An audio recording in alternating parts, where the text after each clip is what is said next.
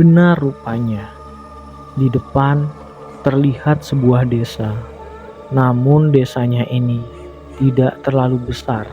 Rumah-rumahnya terbuat dari anyaman bambu. Pokoknya sangat jauh berbeda dengan kondisi rumah zaman sekarang yang dibangun dengan bata dan semen. Tepat di sudut rumah paling ujung, gentingnya terbuat dari ranting dengan ditutup daun kelapa kering. Simbah mempersilahkan masuk. Tidurkan dulu temanmu di situ. Simbah masuk ke ruangan dalam. Sedangkan Mas Erik dan Damar ditinggal di teras rumah. Ada bangku besar untuk merebahkan badan Mas Damar. Mas Erik masih gak habis pikir. Hanya karena kencing bisa seperti ini. Selidik demi selidik, Mas Erik melihat ke sana kemari. Tatapannya menyapu dari rumah ujung ke ujung. Hanya ada 13 atau kurang rumah di sini. Dan sebelumnya, ia tidak pernah dengar di daerah ini ada desa. Namun, tengah malam seperti ini, desa ini sunyi dan sepi. Cukup membuat ngeri. Mbah keluar. Di tangannya ada kendi. Minum ini, lalu pas minum nanti menghadap ke selatan. Biar penyakitnya pergi ke selatan ya nak. Berusaha keras berdiri. Mas Damar menenggak air itu. Sekarang masuk rumah. Jangan keluar dulu. Biar bencananya bisa pergi. Mas Erik tidak paham maksud Simbah saat mengatakan balas sado. Namun Mas Erik mengiyakan tawaran itu. Kali ini mereka yakin Mbah yang menolong mereka mungkin memang manusia. Di dalam rumah persis seperti yang dibayangkan Mas Erik. Rumah desa yang benar-benar seperti pedalaman. Tidak mungkin ada listrik. Bahkan peralatannya semua benar-benar lawas. Mas Damar sudah tertidur lelap setelah dipersilahkan untuk istirahat. Saat itulah, kaget bukan main, Mas Erik mendengar suara gamelan itu.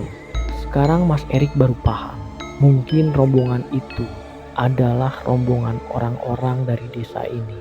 Namun, kenapa musik gamelannya seperti dekat sekali? Mbah menuju ke pintu dan membukanya. Di depannya ada seorang anak kecil. Wajahnya pucat dan ekspresinya tidak menyenangkan. Semakin dipandang, semakin membuat hati Mas Erik jadi gelisah sendiri. Simbah tampak mengobrol lama, mencoba mencuri dengar. Mas Erik hanya mendengar kalimat patah-patah. Kalimat yang didengar Mas Erik hanya giliran, mati, saudara, ilmu.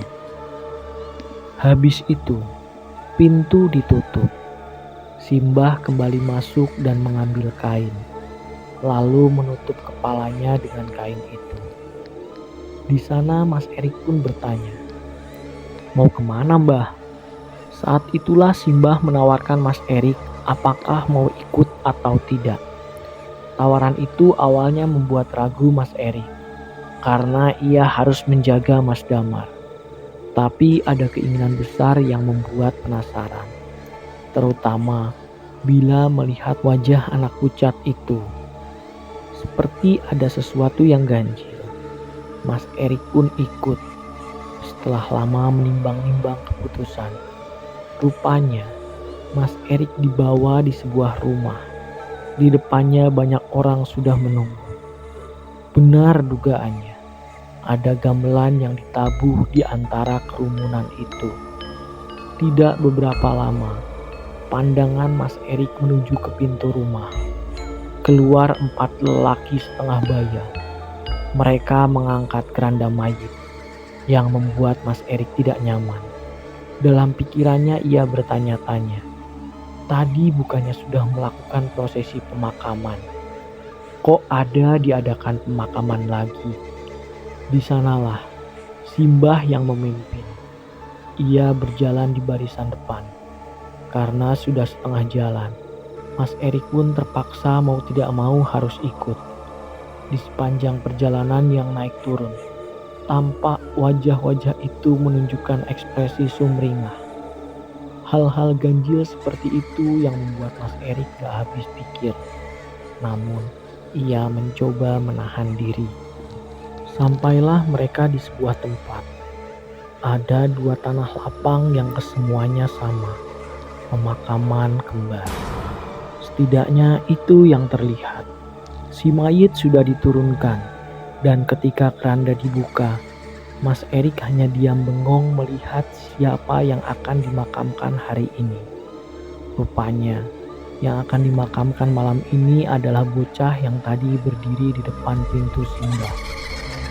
Jancuk lah, batin Mas Erik. Seolah nggak percaya apa yang dia lihat. Semakin dilihat, wajahnya semakin sama persis dengan apa yang Mas Erik saksikan. Tidak mungkin ia salah lihat. Gua yang dengar Mas Erik bercerita menatap bingung. Maksudnya gimana, Mas? Anak yang dikubur itu sama persis sama anak yang gedor pintu itu kah? Mas Erik menghisap rokoknya. Lama, lalu mengangguk. Gak mungkin kata gua mencoba berkilah.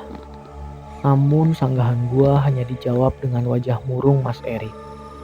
Gak cuma itu, Mas Damar yang terkenal realistis pun hanya diam. Matanya tertuju pada segelas kopi yang mulai dingin. Mau tidak mau, Mas Erik menyaksikan prosesi pemakaman itu. Di tengah pemakaman, Mas Erik melihat gelagat yang aneh, di mana semua orang tampak sedang menari-nari. Beberapa bernyanyi dengan nada gamelan mengalun-alun.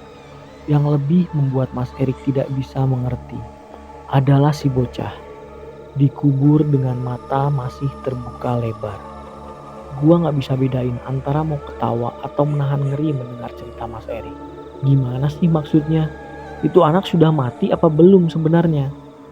Mas Erik masih diam lama. Kemudian Mas Damar memotong cerita Mas Erik.